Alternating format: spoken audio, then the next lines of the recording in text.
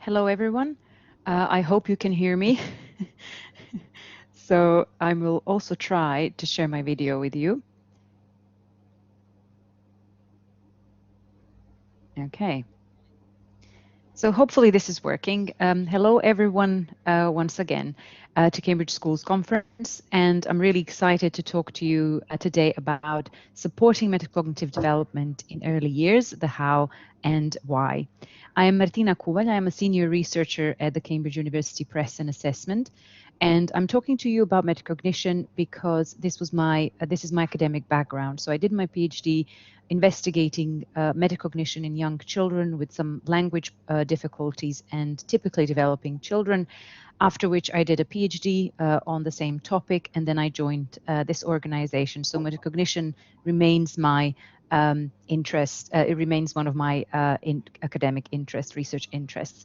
I'm not going to be talking to you about any particular research that I've conducted, or just I'll give you like a general idea of what has been done in the last 10 years in this area, and how can we use this research to actually implement our teaching and elicit metacognitive development in young children. So this is the overview of the session today. So first, I'll talk specifically about metacognition in young learners. I will briefly explain how we in developmental psychology see the development of metacognition in that early age. I will talk about the role of environment, which elicits and encourages metacognitive development, and the approaches you can take as teachers to elicit and encourage metacognitive development in early years. So let's first start with metacognitive knowledge and regulation in young learners, and let's focus on whether they actually exist. You would have over the last weeks, you would have heard a lot about metacognition and how it develops, and it clearly exists in definitely older learners, but there has been some debate in research to whether we can observe that kind of behavior in early years. Now, I would like you to focus for a moment now on your own metacognitive knowledge and skills. So usually, as in adults, we would talk about metacognitive knowledge as knowledge about our own past, present, and future thinking, emotions, sensations, behavior, generally knowledge about our own cognitive, emotional, and social behavior. So this would be, you can't kind of get into someone's head and know what they're thinking if they're thinking about their learning or thinking. You can ask them about it, and they can spontaneously tell you about it. So it's quite an explicit way of expressing metacognition, and it's usually, as you can imagine, verbal. So we have to ask people, and they have to tell us what they're thinking. So, for example, you would say, well done to yourself, not maybe out loud, maybe sometimes even out loud, but in your mind, in your head, you might, very supporting things to yourself, or sometimes quite negative things to yourself. And, well done when you've achieved something. So you're basically recognizing that you've done something well. Or if you say, oh, actually, I don't think I know how to do this task, that is a metacognitive knowledge. Now, you can see it's quite verbal. You have to kind of report it to me that you've been thinking about this, or you might be saying it and I might hear it from you. When we talk about metacognitive regulation, when we talk about metacognitive regulation or metacognitive skills or self-regulation, sometimes the term used in the literature, we're talking about the skills of being able to monitor and control our thinking, emotional responses, and behavior. So it's almost like metacognitive knowledge in action, if you think about it. So it's something that, you have a knowledge about something and then you act on it. And that is the regulation. So you monitor and control. And you've heard a lot about it these days. So this is something, it can be nonverbal and it can be verbal. So for example, persisting in the face of challenge, so where you're struggling with something and you kind of go on and try and try and try, that's actually regulation. That is metacognitive regulation. Or changing the course of action once you've realized that you might have not been doing something right. Or self-soothing if you're emotionally upset. So you will perhaps say some positive, things to yourself to calm yourself down. So this is in adults and in older children. But what if we talk about a 3-year-old? would a 3-year-old say perhaps well done to themselves, or would they perhaps always say, would it have like such elaborate thoughts about their own learning or thinking? The answer is probably very, very rarely, but that doesn't mean that that behavior doesn't exist. And this is, as I said before, it's very difficult to actually carefully observe these behaviors unless they're verbal. Now, I'll challenge you, if you think that perhaps in that early age, children don't have metacognition, I will challenge you with one picture.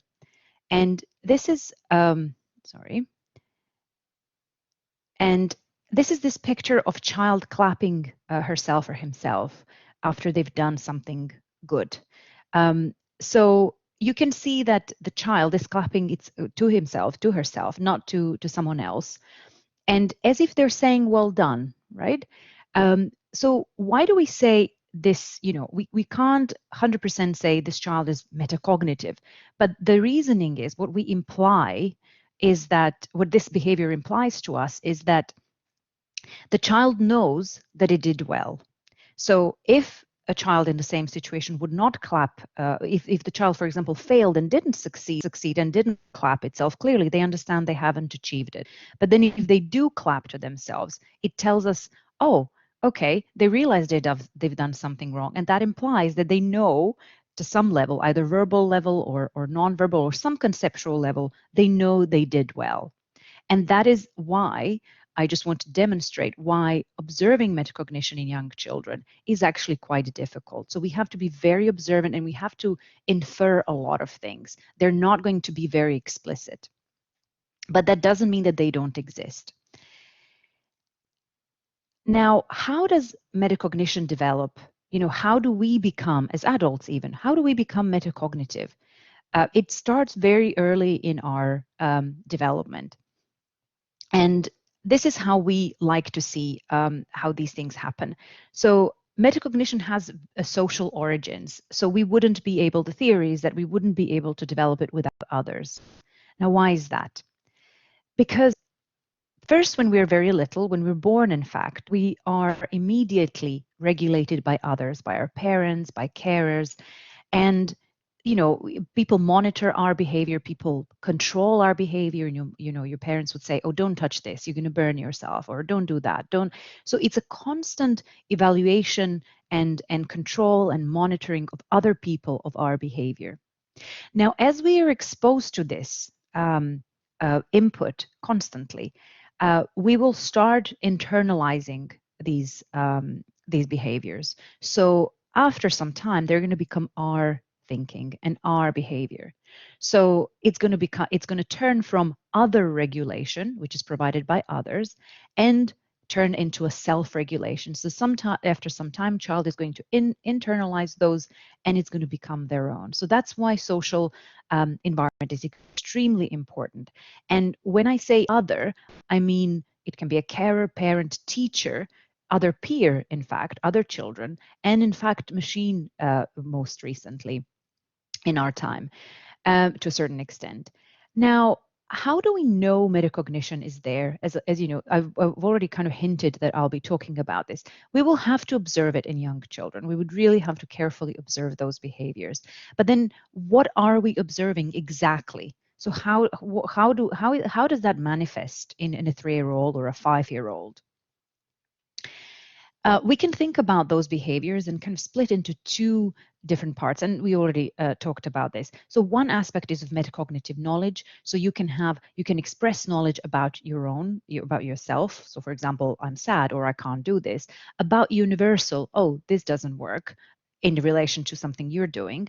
About tasks, oh, this is difficult. About strategies, oh, first I'll put this and then I'll put that. And in what else we're observing this kind of verbal behavior in metacognitive knowledge, and then regulation, which is monitoring and control behaviors. And I'll give you plenty of examples of these in this particular age group. So for example, metacognitive knowledge in your classroom your students might say things like, I don't know this song. You're asking them to join in and sing along, and they won't be able to do it because they say, oh, teacher, I don't know this song. Or for example, if you ask your class, who do you think, who can do this? Who can do XYZ? And someone in your class will say, I can do this. So that's a judgment about your own capabilities, about your own abilities. I don't know this song. I can do this. And that would be, very much about self. I first put it on the table, and then I remove the hat like this. So when they're trying to explain, for example, to someone else or to you how they're doing something. So this is about, this is again about perhaps knowledge about self and strategies, if you think about it, because you're actually explaining what they're doing first and what they're doing second. I can count to 20. That's knowledge about self. But Mrs. Mahi, this is so hard. This is a knowledge, this is a metacognitive knowledge about the task, right? So it's hard. It's not just the task is hard, it's hard for me. That's why I'm saying it. So I see that, this is what I can do and this is where the task is. And clearly I'm making a judgment about my own skill, about my own ability in relation to the task. Or I am sad, for example. This is, knowledge about our own emotional states. And children will often, at such an early age, they will be able to say that. And although it's very simple, if you think about it, this is a reflection on your own emotional states. I am sad. I'm able to verbalize this, and I'm aware of it. Now, some examples from early age on metacognitive regulation, or remember those monitoring and control behaviors. So monitoring really means keeping track of what I'm doing, and control, I'm either changing what I'm doing, or upon monitoring, I'm actually continuing with what I'm doing. So this perhaps not might come intuitive to you, but every time when a child asks for help, so can you help me with this, or indicates non-verbally that they need help, that means that they are actually engaging in metacognitive regulation, because they know they can't do it, and now they're doing something about it, right? So the implication is that they know something about it. They know that they can't do it alone, therefore they look for help. Or, oh no, that piece should not go there while they're, for example, I don't know, solving a puzzle. They're monitoring, oh no, they detected that something's wrong. They're gonna, change the course of action. They're gonna put a puzzle somewhere else. Or they stop midway through an action and places the puzzle piece somewhere else. That's a very nice example of control. So they're actually acting on something. They're acting on some information about themselves.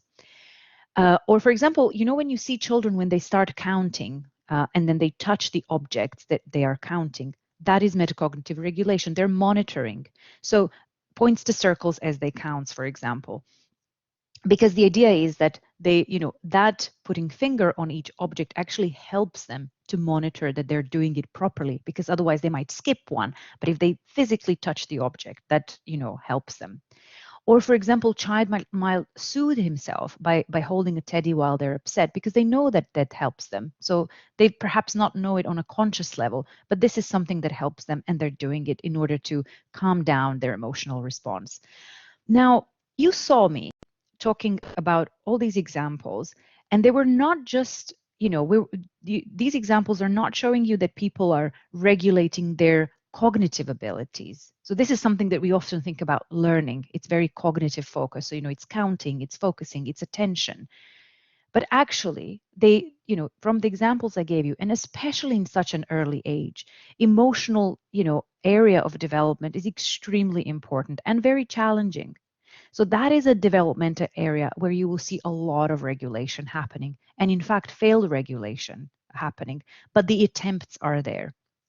So in addition to regulating and being metacognitive about our attention, about our memory, about focus, we can also be, and children can also be at very young age, actually metacognitive about their frustrations, anxieties, shame, and how they deal with that and attempt to regulate themselves in those kind of emotionally challenging situations. And I've just mentioned some of them earlier. Motivational states can be regulated as well. So for example, if you're struggling with something, and you might decide to continue with that, and until you make it and try different strategies, or you might just stop it. So the fact that you are doing something, the child is persistently trying to do something, actually that is motivational metacognitive regulation of motivational states. Self-efficacy is another one that you might have heard of in the last 2 weeks, would be to have that belief that if you work hard, you are going to succeed, and that your future performances are not determined by, how you're born, but with the amount of, effort you put into towards achieving your goal.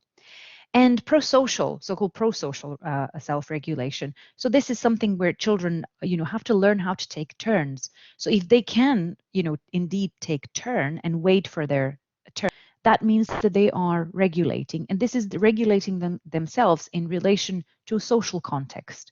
So you see, these are all these different developmental area that are affected by regulation, and that in fact can be metacognitively regulated.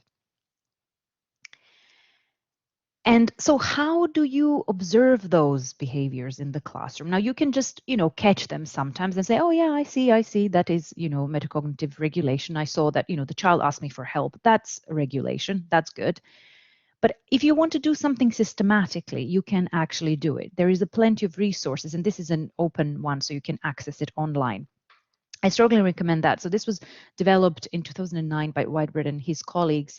They developed an observational tool for assessing metacognition and self-regulation in young children. So it's appropriate for between 3 and for children between 3 and 5. So if you work with those young learners, now you can see they split it up as emotional, pro-social, cognitive, motivational. Now, one thing, and this is a list of, a lot of many behaviors you can actually train yourself to observe regularly, and you can, have each individual child kind of assessed on that scale, on that checklist. However, what is important to really emphasize, and I can't emphasize this enough, is that this checklist and similar instruments are really just for your purpose, just for you. They have the only one purpose, and that is to identify your learners' needs. So where do they need your support? See it as a way that it helps you how to, plan how to help and support your learners, rather than, reporting it to parents or talking to your children about this or your learners about it. So this is really not to rank learners in your class. We're talking about 3 to 5-year-olds. And this is not to mark your learners' metacognition and report it. This is purely for teachers' use, so that you can adapt your approach and how can you best support those children. So for example, if you have some children that would, never ask for help, or never control attention and kind of resist distraction. And this is something we heard about lots in the keynote presentation. That is something you want to take note of, and try and maybe put that learner in a context where it might help them to actually develop those metacognitive skills. Now, the role of learning learning environment in the development of metacognition and those skills, it's extremely important, especially in such early years. And I will talk about 4 or maybe 3 kind of environments that I would strongly encourage you kind of try and implement. And you probably, you're teachers, and you're probably going to, anyways use these learning environments. It's just that perhaps you might have not been aware how beneficial they are in your teaching. So the first, what I would like to emphasize is the safe environment. So we all make mistakes as we learn, and that is a culture that really is very beneficial for the development of these skills. So, and I'll explain why. When you have a classroom where failure is celebrated, where children are safe to explore and fail, and say something silly and try silly things, in that way, we feel safe we can do that. And we're not going to be, even as an adult, think about it. If you're in a safe environment, you say things and you might think, oh, it might not work, but I'll still say it and see how others respond, and I'll try it, right? So if you provide that kind of emotional warmth in your classrooms, you will see that children are going to become more open, and they're going to be more open to express those ideas and engage in much more metacognitive talk, because it's something that, even if it's wrong, even if you share that, oh, I can't do something, or oh, I need help with something, that's completely fine.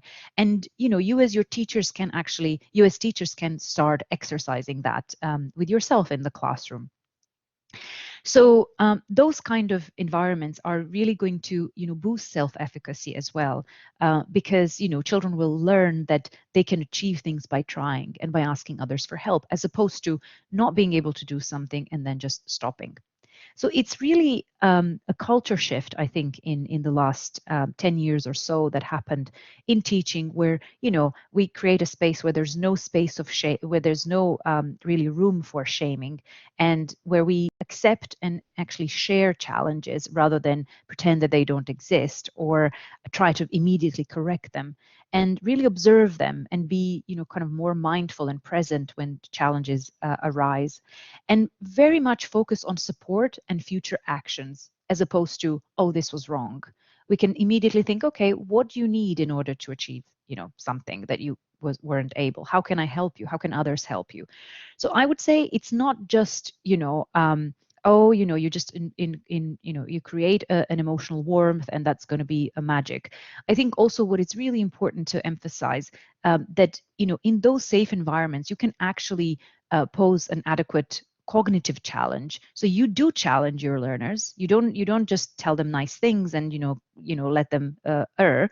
You also pose challenges to them, but then provide that emotional warmth, and that's the idea, is that going to lead to success in developing those skills.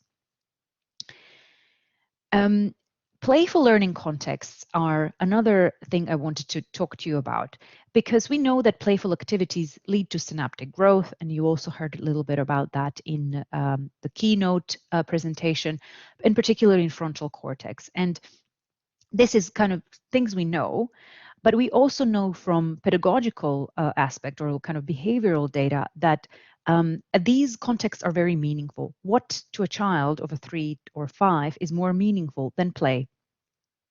And especially a lot of research has been done on pretend play with other children or other objects. That's not to say that other types of play are not beneficial, but the research has actually been done with pretend play most of the time.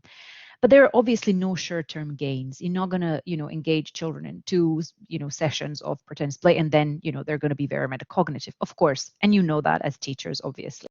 Now, a lot of these things that I just shared with you and a lot of literature there talks about playful learning context. They just say it's beneficial. But actually, how is it beneficial? Like, why play helps metacognition? How is that, why from kind of psychological developmental point of view, how does that happen?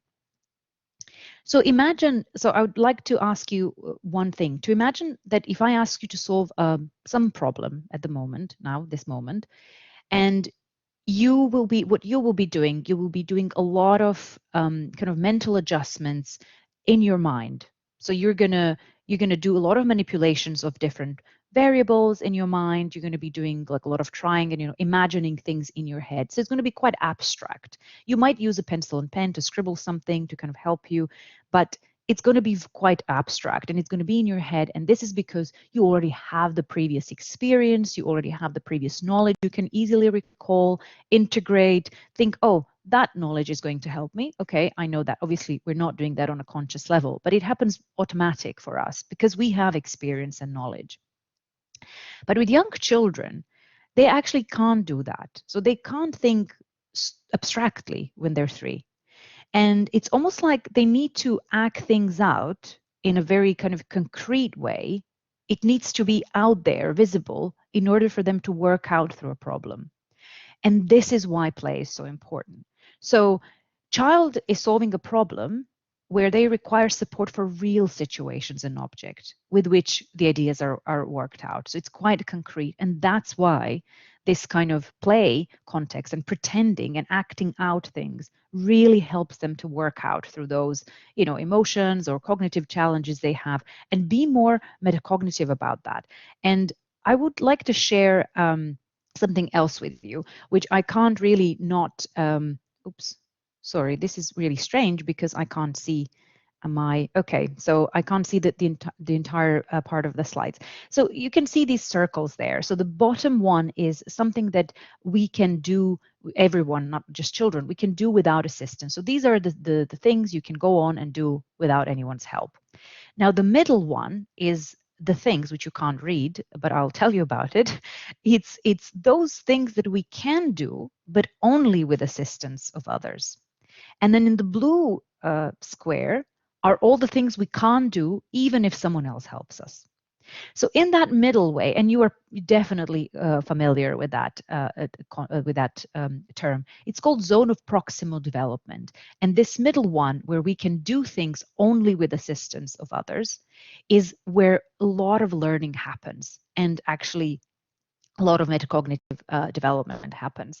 So I just want to share this quote from Vygotsky. I can't see this on the slide, unfortunately, fully, but I'll read it. So the pretend play also creates the zone of proximal development of a child. So you see that middle one, the play creates that area of things that we can only do with others, in a sense. So in play, a child is always above his average age, above his daily behavior. In play, it is as though he were a head taller than himself. So you see what I mean? So they are acting things out. They're basically, what they're doing is, mimicking what adults around them are doing. They're getting into these roles, and they are, through them, they're kind of regulating themselves. So they can, because there are rules about those behaviors, there's social rules, and they are doing that.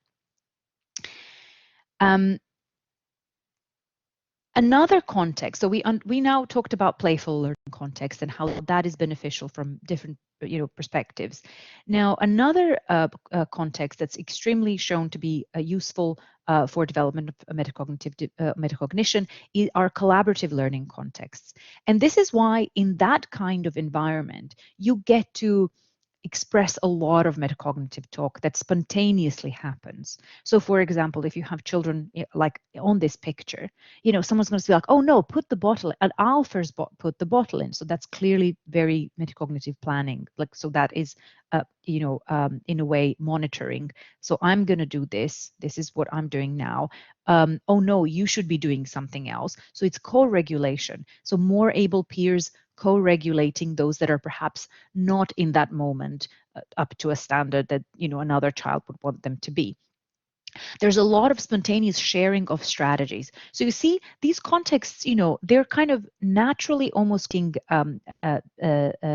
space of, just kind of eliciting naturally, kind of almost pushing children to be more metacognitive. You would get a lot of support from groups. So therefore, the moderation, the motivational aspect is going to be regulated. And then you have a range of abilities in one of these groups, which is great because you have more able peers actually helping less able and expressing their thinking and strategies. I'm sorry, I'm going to just pause here because I got some messages. Okay, yeah, that's good. So I'm going to stop my camera just because in case this is affecting in some sort of connection, because I'm getting some messages about the connection here. So hopefully you can still hear me okay. Sorry about that. So collaborative learning context, another context that will naturally elicit that kind of metacognitive knowledge and behavior to be expressed. And just, I want you to think about these learning contexts that elicit metacognition as very meaningful to children. And, they can be group activities, they can be, individual activities. Children ask being, doing different things, but they really need to be meaningful. And that's why the play is so central to this. So if you see on this picture, it's clearly a play, but it's also something that, children might learn about measuring things. And, it's very purposeful because they are going to perhaps bake something and they're going to eat it. So it's really those kind of contexts that will allow children to really remember these experiences. So it's like, have it in their long-term memory. They will, in that early age, this is extremely important because it's all contextual. And obviously these kind of meaningful activities also engage learners, so you will have better motivational outcomes. And it again, like that, all of that, you can see how that creates an opportunity for metacognitive development. And there's a lot of engagement, there's a lot of thinking, oh, hold on a second, I need to do this, have I done this right? So although might not verbal, it might happen. Now, there are certain pedagogical approaches you can be. So these contexts I talked about, let me just wrap that up. Those are contexts that you can see how they're almost like you're creating a fruitful ground for metacognition, to stem from. But it's not very explicit. So you're just kind of providing space for that to kind of to be beneficial for the development of metacognition. But you're not doing anything explicitly. But there are things you could be doing more explicitly, and I'll share those with you. There are plenty of different approaches, pedagogical approaches on how to, do that better. But I think I chose these ones because they are, I think, very appropriate for younger age. So you as a teacher can actively actually encourage and more explicitly encourage metacognition. So first I would say you can ask, you can engage your learners in kind of sharing explicit tips about what helps them in a challenging situation. So you might have, this is just an example.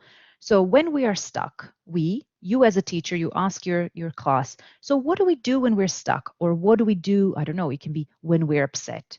Again, I'm coming back to this emotional aspect because it's quite relevant for such young age. They do struggle emotionally in that age and to regulate their emotions.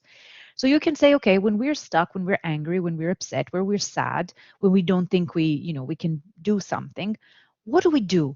And you ask children of 3 to 5 to actually share things with you, and you'll be surprised how many, perhaps some of them silly and not making much sense, but some of them are going to be actually quite useful tips. And this is something they might have learned at home, they might have learned from you in the classroom. So you can put these down. And so, for example, you would have, someone saying like, oh, this is mostly perhaps with, I don't know, 5-year-olds rather than 3, but they might say, oh, I'll skip and go back. I'll skip this because I can't deal with this now and I'll go back. Oh, I'll just go and drink some water. That helps me. I'll just going to have a little walk, or I'm going to take a deep breath, or I'm going to share, we're going to share our thinking if we're struggling. And this is where that safe environment comes into play. I'm going to complete feelings sheet because you as a teacher might decided that you're going to, ask children to be more mindful about their feelings, and they're going to write them down or put the sticker on or whatever the appropriate for the age. Or I'm going to whisper positive thoughts, and you might list those positive thoughts together with your students. So these are like very explicit tips, and you can put it somewhere like on the wall in kind of more kind of image kind of format, so that when someone in the classroom is challenged, you can point it out to say, what do we do in this situation? Let's think, we're not going to let this emotion, completely flood over. We're going to actually do something because we can do something. So obviously it's not going to be straightforward, but this, if you do, on and on and on and integrate that in your teaching, this might really help you long term, because the children are going to start thinking, oh yeah, that's the thing I can do. I don't have to be miserable. And so one of the things I think you can do, and another thing I want to say, like I've worked in schools before. I'm a trained speech and language therapist before I did research. And, the amount of creativity I saw in schools is just, absolutely enormous. So I think, you as teachers, I don't think there's anyone out there, being more creative than you. So, just use these as kind of almost to help you be creative and think about different ways. How can you say all these things that you see on this board are strategies? So these are metacognitive strategies, help children to metacognitively control their behavior or monitor their behavior as well. Another approach, I think it's extremely powerful, and this is like good old modeling. So that's nothing new that I'm talking about here now, but I would like you to think about it in relation to metacognition and metacognitive development. You as a teacher can model that behavior. So that will require you to become more metacognitive. And this is not something that we're born with, as I talked about earlier. And this is not something that comes to us, these executive functions are not something that our brain wants to do. It's almost like, it's very easy to go into the, reptilian brain and, have, an angry reaction. That's easy. That's our brain protecting us. That's our brain, being like in, fight or flight or whatever.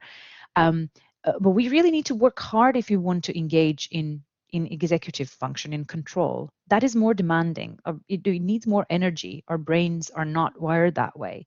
So even we need to, be very mindful of that and kind of reflect on our practice, and the whole kind of reflective practice in teaching. But I think it's just like those little tips that you can share with your learners that might help, that they might, see in you, and they might start implementing them. This is just one example. So you can say to your students, if they're like, not listening and they're very kind of hyperactive in that moment, you can say, when people actually start talking about things, when I'm giving instructions, it feels very frustrating for me. So you see, that's a very metacognitive statement. You are aware that, there is frustration in you. And, what do you do then? I have to take a deep breath, catch myself and say, do you know what? It's going to be okay. I'll try again. So this is metacognitive control. You are showing, you are giving them actually tips on what they can do next time. Again, not a very, it's not going to happen after, a month of practicing, but this is almost like, as I say, like it's a culture change. And it's perhaps maybe uncomfortable for some people because, you are making yourself in a way vulnerable in front of your students. But especially in that age, they do, look up to you. And, especially if they don't have those models at home, you are going to be, and the peers and the culture you're practicing, which is going to be more reflective, more metacognitive, is going to help them. So for example, again, I'm going back to emotional states, which are quite challenging in that time, during that time. You can say, if the child is really upset and angry and really is completely out of themselves, you can say, okay, let's, bring them back in the moment and ask them, where do you feel your anger? Where, is there anger there? Where do you feel it? So it's like no shame, no judgment, but just bring them back in the moment. What do you need? What would help you in this moment? What would you like to do? Um, and you are actually, by doing, when asking these questions, you are actually, I got into scaffolding now, slightly, but I think it's just one of those, where you can take, in this photo actually shows that, it's just kind of relaxation method. Like we can just take a deep breath. We can just do whatever it's, appropriate in your classroom, whatever is appropriate in your culture. Just to kind of bring them back in the present and kind of show them how you are doing this, and they, the idea is that they will follow, or at least they will remember at some point. So I think that's extremely important. Self-assessment is another one, and here I don't mean self-assessment that you're going to ask your children to, your learners to rate themselves or something like that. It's just a very simple questions you can introduce, and what it's in literature called is metacognitive reflection. You're actually eliciting there. So you ask your learners to, be really, to reflect on what they just done. So if they've completed a task, you can just ask, what do you think? How did that go? So that is a very simple tip. And then the final one, which I've already touched on that, and you will be aware of. Again, like this circle is not properly, I think, showing, but I'll try and do my best. You'll have to listen to me more carefully. So it's scaffolding, and this has been mentioned throughout, the conference. It's that temporary support you give your learners that helps them reach higher levels. You remember what Vygotsky said about play, that play naturally does that, but you can actually actively do it. You can actually help your learners reach that higher levels of comprehension or skill or metacognition that they would not be able to achieve without assistance. So this is, when a child is this kind of zone of proximal development, when you see that they're doing things they can't do on their own, but they would be able to do with your assistance, they need a bit of push, right? You come there and you actually ask the right questions. And these questions can be very metacognitive. As I earlier, just started talking about that. It's like, if this is an emotional state, where do you feel the anger? Where do you feel sadness? Is there sadness? Okay, so what can we do about this? How can we help you? Would this help you? Would that help you? So I think this is emotional. When we talk about emotional challenges, it can be cognitive. Perhaps they can't focus, and then you'd be like, okay, so what do we do? So what are we going to do in this situation? Are we going to just go and have a walk? Maybe you're going to be better if you come back, or let's just do something else. So do you want to do something else? Okay, so I think there are a lot of the scaffolding I always see is like, these are almost like the right questions you're asking to lead your learners towards the right kind of solution, or the right outcome. So and it is that in that area of zone of proximal development that this is extremely important, because this is, remember, that's where development happens. This is where you can do a lot of things as a teacher. This is a wonderful space where the learning actually happens, and obviously metacognitive learning as well. And those metacognitive tips that you kind of to ask about to your learners to will help them to get through. And finally, I just want to wrap up and say, first of all, this is not an exhaustive list of approaches. I had to think about the most appropriate ones for young learners. And there are many challenges, and a lot of teachers would come back to me and say, oh, but yeah, that's all really lovely, but it's very difficult to implement. And I agree with you. I'll first start with one, which is like that metacognitive knowledge is not always accurate. Remember that. Your learners can have inaccurate metacognitive knowledge. So they might, for example, this is just an example, they might think they can't do anything, and you actually see that they can do a lot of things. So it's up to you to really correct that. And how do we do that? We do that with providing, feedback. So you can then tell your learner, well, actually, how about that time when you did XYZ? Or how about that time earlier you just told me about this? So you can gently, like again, providing that very safe space, you can actually, correct that knowledge, incorrect metacognitive knowledge. So this is another thing that we always have to be mindful, because metacognition is great. It's brilliant to be metacognitive and have that knowledge. But what if that knowledge is wrong? It's factually, wrong. So there's a lot of space for you as a teacher there to actually put that right. About thinking is not always useful. Now, that is very controversial, what I'm saying, because I just told you how lovely it is and how you need to support all of that. But think about yourself. If you are doing something that's very automated for you, so you've been doing it for years, you know how to do it, you don't have to be extremely metacognitive about it. You don't have to now engage in strategies. You don't have to reflect on it, because in fact, it might just slow you down and it might actually introduce some errors. So you want to be able to get into metacognitive thinking when you are facing a challenge, because that's when these strategies are going to help you. And this is the same with kids, right? So if someone is doing something really well, you can just reinstate, oh, this is really good. You worked really hard, so well done for working really hard. But you're not, you don't, they don't need to always engage. We would not go anywhere if we were constantly being metacognitive. So it's quite, it can be a limiting skill in those situations. But the moment we challenge, that's it. So you can actually teach your students when that strategy is useful. It's of some sort of intermediate or not even intermediate, like higher difficulty. A lot of, especially with older students, a lot of teachers, say that it's, learners are not motivated to reflect, and, they don't want to do this, and there's over reliance on other regulation. They want to be spoon fed. But I would say that, with creating this space safe and with introducing these meaningful contexts to your learners, usually those kind of lack of motivation is overcome by those. And finally, I will leave you with this.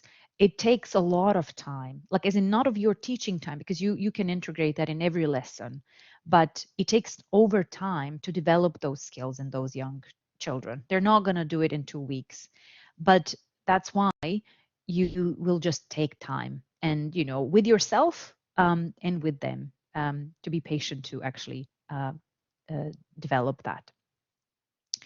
Thank you very much for listening to me. And this is now off to your questions. Hi Martina, thank you so much for such an excellent presentation. That was very, very interesting, and I'm sure lots of people have questions for you. Just while I'm waiting for those to come through, I have a question for you. So as I was listening, I was really struck by what you said about playful learning and about the role of play. Kind of within the classroom, and obviously play is something that potentially we might associate with younger learners, but I wondered if you could talk about whether or not learning playfully or playful learning has a role as we get older, maybe in the high school classroom, or even, you know, if we go on to learn something as we're older. I wonder if you could maybe talk about that. Yes, absolutely, I would say. In fact, there is a lot of research being done on how play is learning in a sense. So I would say that I would always think whenever I would think about creating opportunities for metacognitive development, or in fact, any kind of development, I would think about really creating those meaningful contexts. So sometimes, um, for younger learners, play is so natural, right? So we think that this is Yes. the most meaningful context, and this is but as we age, as you said, we don't stop being playful. So I wouldn't say that, there is an age when we're like, okay, right, we're done with play. Now we're going to do serious things. And I think it's a kind of a wrong dichotomy. We if we can make things fun, and if we can make it playful, and so learning in this sense, why not? Because what I feel like it's important that, meaningful contexts will have an impact on how we remember things, and it is something that we will be able to easily replicate or implement in other contexts as well, because we will remember it. It's something that we enjoyed. Just think about it as adults. You remember things that when you enjoy them. This is something that you kind of, I always think about my education, and I feel like I loved, most subjects where actually not that I loved the subject, but I loved the teacher and how they taught me that subject in a sense. So I feel it's quite interesting, that doesn't always have to be playful, but it can be fun. It can be meaningful to students at different age. In younger generation, in younger learners, that is almost certainly going to be, playing 95% of the time. Yes. But then as we age, it still remains. I hope I Yeah. answered your question. Yeah, you did, definitely. And I kind of loved what you said about the meaningful context, because I suppose that could not just be about a space.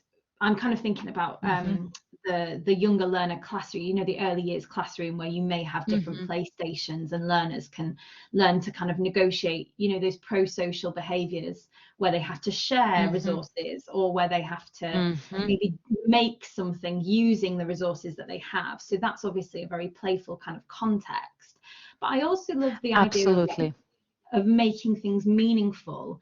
And what you said about, the teachers that kind of inspired you. And it's funny because when I'm thinking about my own metacognitive learning, I can still see the teacher that taught me English. And obviously I went on to university to do English, and it's very interesting because Yeah. that context became so meaningful for me, not just because I loved the subject, but really because I loved learning from him, and I loved the classroom space that he created. So I think that's a very interesting point that you're making about Absolutely. meaningful contexts and safe Yeah. spaces. So I'm going to just move on to some questions from the audience. But before I do, I also loved your point about kind of creating spaces where failure, in inverted commas, and shame is not part of, the classroom, where failure is seen as not really a failure. Again, it's not that dichotomy. It's seen as an opportunity for Yeah. learning, and we've heard that in other sessions, and Yes. I think that's a very important point. So Yeah. okay, so I have a question here from Kingsley. Mhm. His question is, to what extent can these metacognitive strategy be used on older learners? And I think the question is around how can we implement this with maybe our older learners, or what's the impact of these strategies on older learners? I would say definitely you can use them with older learners. It's going to be obviously age appropriate because your older learners are not going to find this fun. But I think that they're, for example, wonderful opportunities for feedback. I would say for older learners, where you can have a really dialogic feedback around their performance, and that dialogic feedback is not just going to be you saying, "Okay, this was right, this was wrong. You have to improve this, you have to improve that. This was really good. You don't have to work on that more." It's going to be really engaging a learner, and think how metacognitive that is. You are, the learner is an active participant in that, it's dialogic feedback. So you're asking your learners, how did they feel about this? Why do they think they didn't, achieve something that they might have hoped for? What impact, why are they not interested? You will get a really interesting insights into their own learning and into their own thinking and emotional states, and obviously cognitive, because they will tell you, it might sound like, oh, they're, maybe it sounds like a justification for why they failed, but it's actually really interesting, because then you will almost certainly come to a, let's say, you will create a feedback for, for that person, but together. And how the students is going to take on that feedback is going to be, they're going to be much more accepting of that feedback, because they've participated in it. They reflected with you together. Yeah. And I think that's one for the older, which is something I didn't include here because it's quite difficult with younger ones. You can still do it, but I think for older students, that is extremely powerful, I would say. Absolutely, that's such a good answer. And I think what you just said there about you have to develop it with them. Yes. You cannot simply go into it and say, okay, why do you think you didn't do very well? And the child will give you a very developed, thoughtful answer. You may come up against this barrier 7, 8, 9, 10 times of the learner saying, I don't know, I don't know, I don't get it, I just don't know. And I think that's where, as you said in your presentation, those kind of really insightful questions of like, oh, well, did you not enjoy this? What would you rather do? Is there something else you'd rather have done?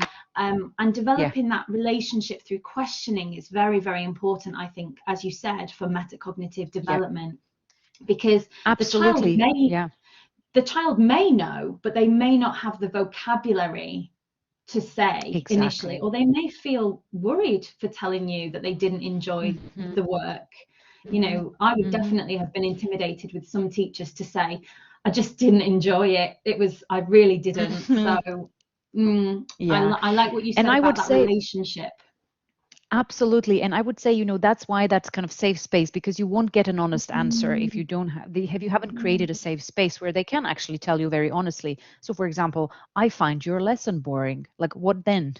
But, you can ask, you can prompt more. So what in particular? How would you, and that's where you are also being very, vulnerable again in that context. So yeah, I think there's so much, and what you just described, those really nice questions where you ask, more specific questions. You are actually in charge then, because you are scaffolding, like you are directing almost your student into, to figure out about themselves. Sometimes we as adults, if sometimes I ask you, so why didn't I finish some work that I was supposed to finish? Sometimes I don't know, I don't have the answer. I'll be like, well, actually I don't know. So I will need to think carefully through why that happened. So the same with learners, of course. I have a question here about classroom sizes. Can metacognitive strategies be applied to the environment where we have 15 or more students in a classroom? I would say yes, absolutely. And I think you can use that environment for like collaboration. So for collaborative thinking. And, you're not going to be approaching each individual child saying, oh, so what about this? What about that?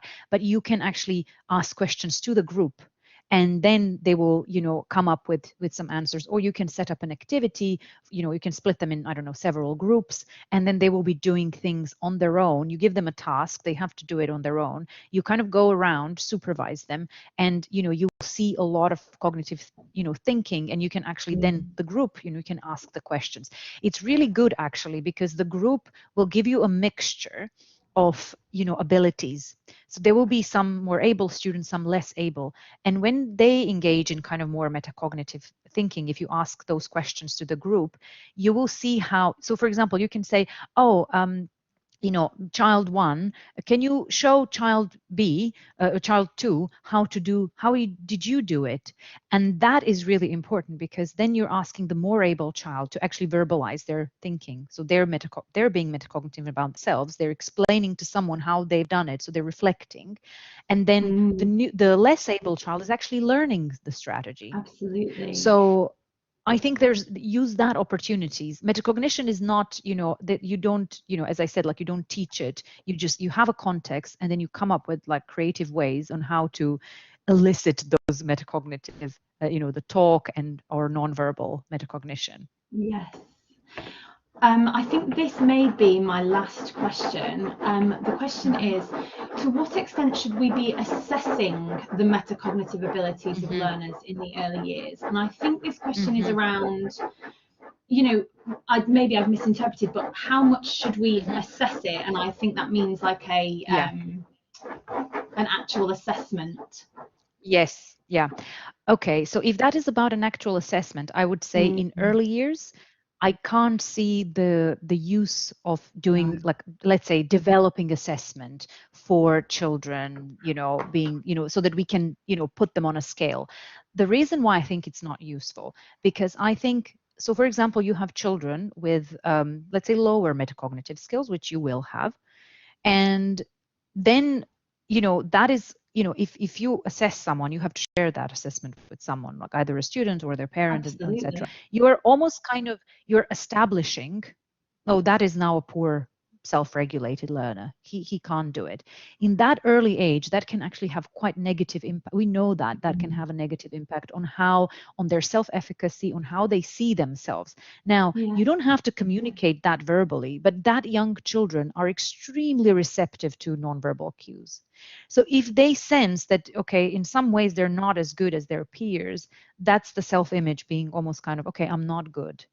And I think because we're talking about such young learners, there is so much potential. You saw the keynote, the growth of synapses in that early, years. It's crazy. So I think you don't want to then somehow have like, oh, this is my, less able learner.